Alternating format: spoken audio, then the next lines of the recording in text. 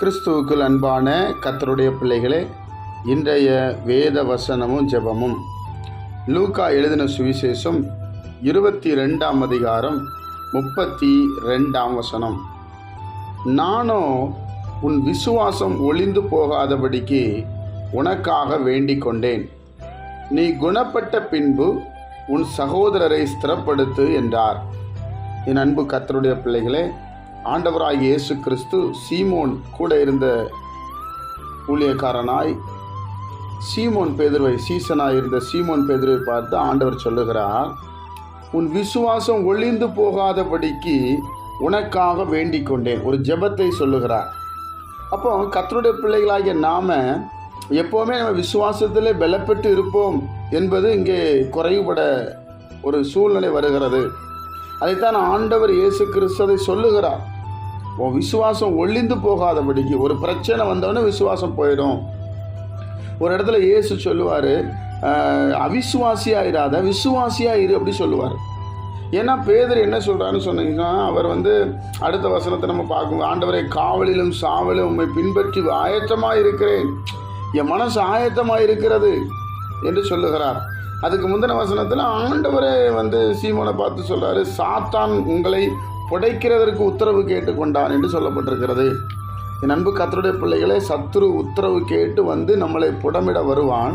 கர்த்தர் புடமிட மாட்டார். நல்லா புரிஞ்சுக்கிடுங்க, நம்ம ஆண்டவர் தீமையினால் சோதிக்கிறவர் அல்ல. ஆனால் நம்ம அவர் மேலே எவ்வளோ அன்பு வைத்திருக்கிறோம் என்பதை வெளிப்படுத்துவதற்காக சில நேரங்களிலே சாத்தானோடு விடுகிறார், யோபுவை போல. இதுதான் உண்மையான காரியம்.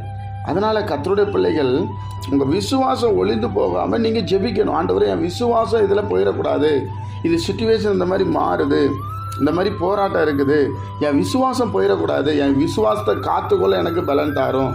கெட்ட சொப்பனங்கள், தேவையில்லாத சில சொப்பனத்தினால கலக்கம், அடுத்து நடக்க போகிற காரியத்தை வெளிப்படுத்தினா உடனே நமக்கு வர வேண்டிய ஒரு எண்ணம் என்னன்னா ஜெபம். ஜெபம். என் அன்பு தேவ ஜனமே, ஜெபிக்கிற மனுஷன் ஜெயம் பெற்றுருவான். அதனால தான் ஆண்டு சொல்கிறாரு, உனக்காக வேண்டிக் கொண்டேன்னு சொன்னார். அப்படியே ஆண்டவரேன்னு சொல்லியிருந்தா ஒன்றும் இல்லை. மறுபடியும் அவர் சொல்லுகிறார், நான் ஆயத்தமாக இருக்கிறேன் என்று சொன்ன பொழுது தான் அங்கே பிரச்சனை வருகிறது. என் அன்பு கர்த்தருடைய பிள்ளைகளே, அப்போ விசுவாசம் ஒளிந்து போகாமல் நம்ம ஜெபிக்கணும். ஆண்டவரே, நான் விசுவாசியாக இருக்கணும், அவிசுவாசியாக இருக்கக்கூடாது, நான் உம்மை மறுதளிச்சிடக்கூடாது. ஆண்டவரே, எனக்கு அதுக்கு கிருபை தாரும் பலன் தாரும் என்று சொல்ல வேண்டும். அப்போ தெய்வ பிள்ளைகள், நம்ம ஜெபிக்கணுங்கிறதை ஆண்டவர் இயேசு கிறிஸ்து இங்கே காண்பிக்கிறதை பார்க்கிறோம். ஜெபிப்போமா? பிதாவே, உடைய குமாரன் இயேசு கிறிஸ்துவின் நாமத்தில் நாங்கள் வருகிறோம்.